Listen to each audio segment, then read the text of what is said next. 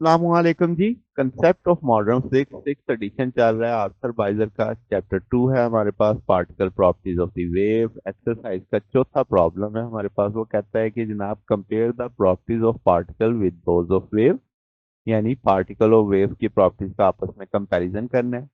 फिर वो कहता है what do you think the wave aspect of the light was discovered earlier than its particle aspect, कि हम किसी जब वेव नेचर देखते हैं किसी पार्टिकल की, वो पहले हमें नजर आ जाती है, पार्टिकल एस्पेक्ट उसका बाद में नजर आया।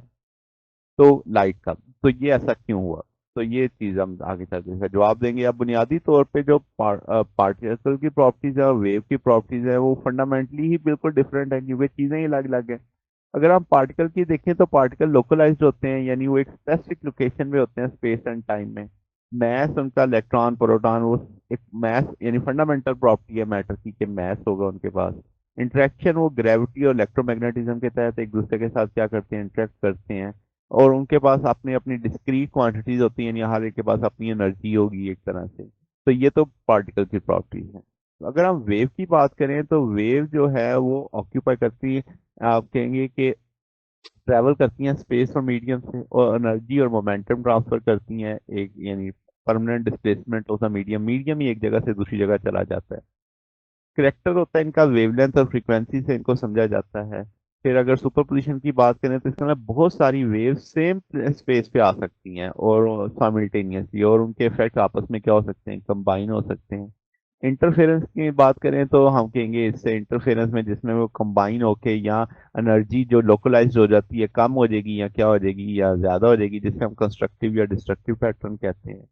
डायफ्रैक्शन है कि जाते जाते वेव अपने पाथ से बेंड हो जाती है किसी ऑब्स्टेकल से हिट करके। तो ये वेव प्रॉपर्टीज होती है।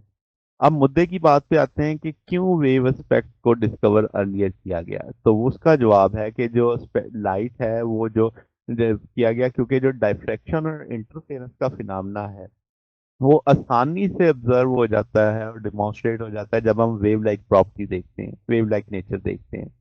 उसे पढ़ना आसान होता है, उसके अवेलेबल टेक्नोलॉजी से स्टडी करना आसान है।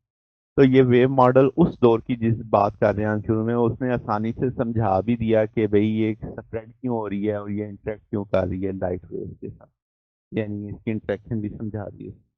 तो ये हमारे पास इसका जनाब सोल्यूशन है। अगर आपको कोई बात पूछनी हो, डाउट हो, तो पॉइंट से पूछ सकते हैं।